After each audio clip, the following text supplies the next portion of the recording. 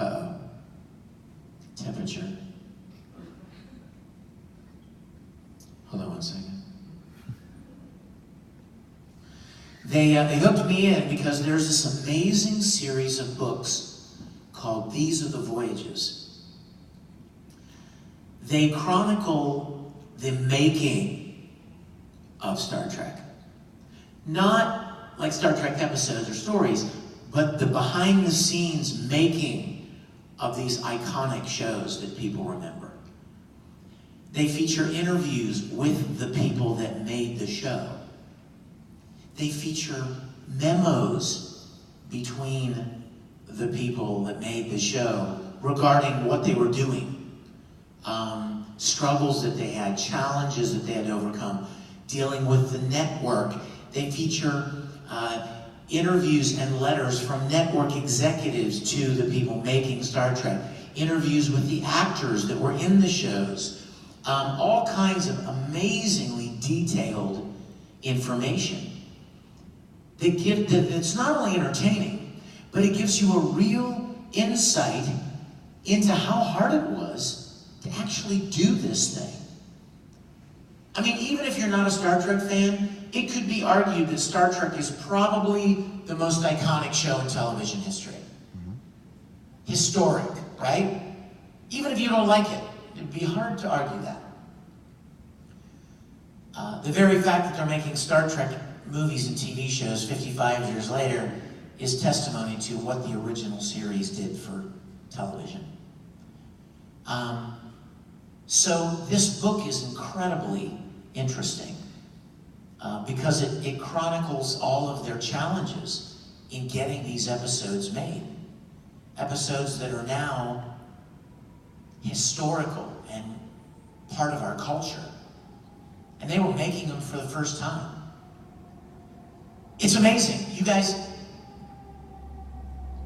I'll give you an example. The transporter, right? It is part of our language to say, beam me up, right? Do you know why they even created the transporter? Because for budgetary reasons, they couldn't land the ship on a planet every week for a new adventure. It would cost too much for special effects.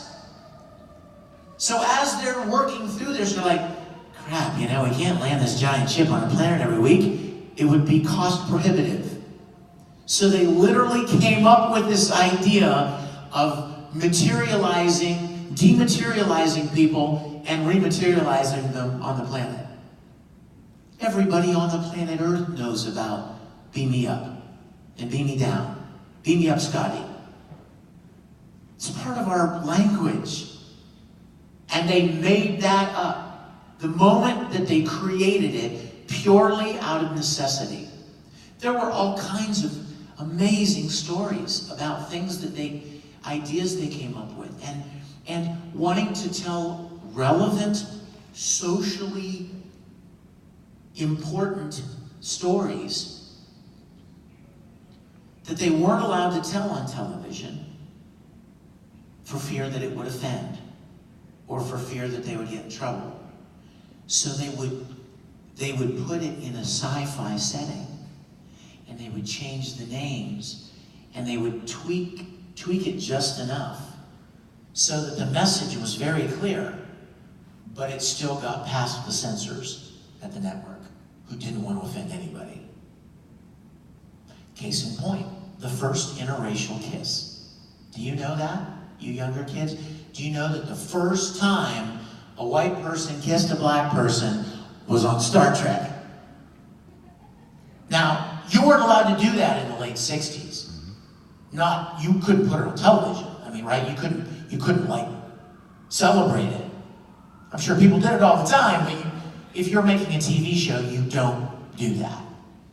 Okay? This is like during civil rights era, right? This is very difficult, bad time. So Gene Roddenberry wants to tell that story. He wants to push that envelope and say, hey, there's nothing wrong with this. Let's do it.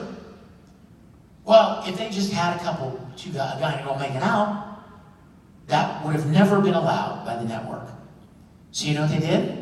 They created this scene where these people that have telepathic powers are forcing Captain Kirk to kiss Lieutenant Uhura.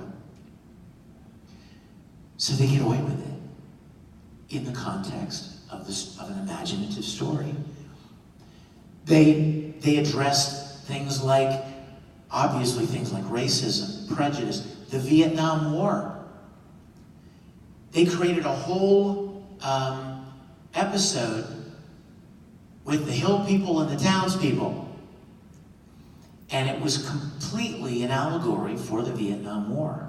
But they gave them different names. It happened on a different planet.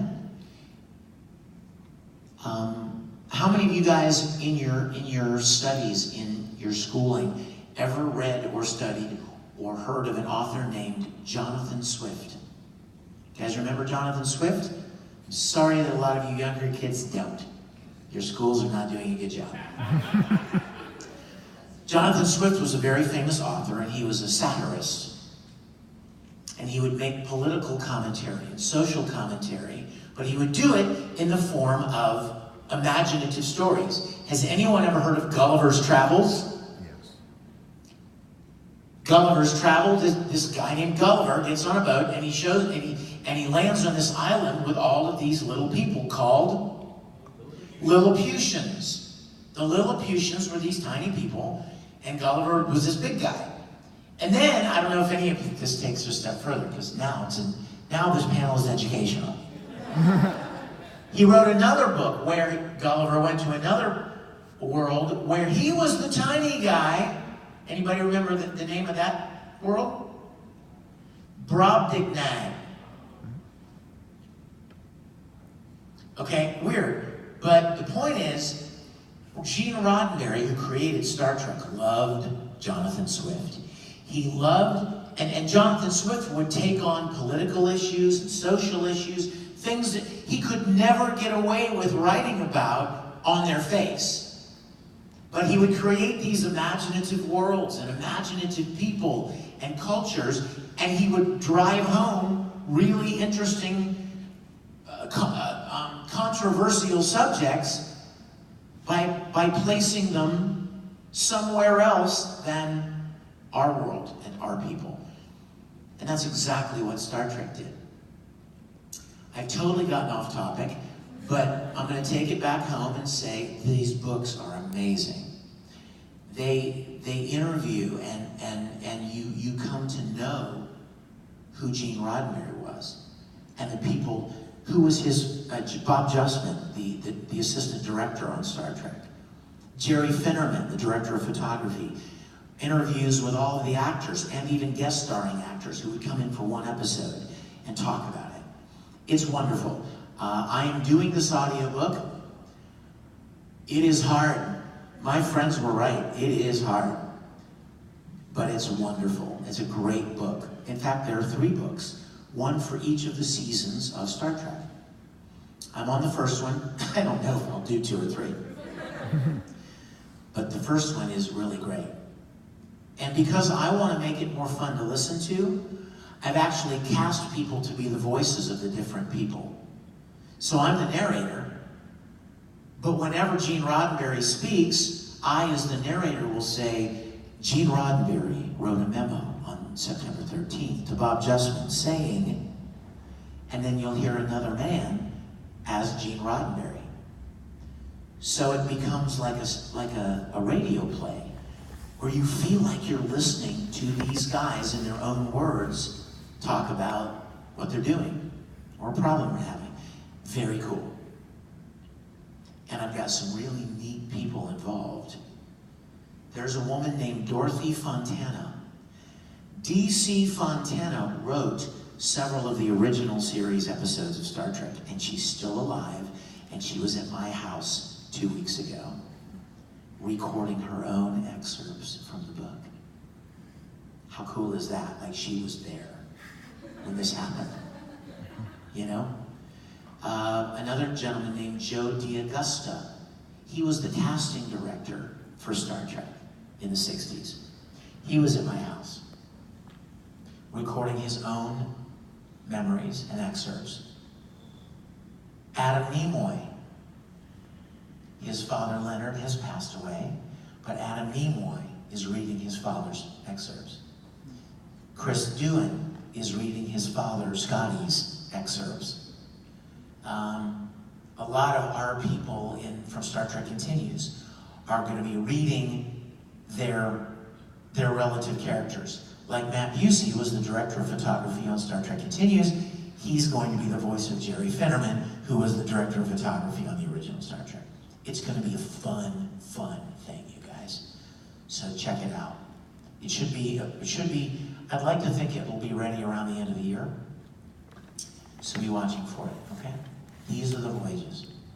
Who has a question about anything related to my work?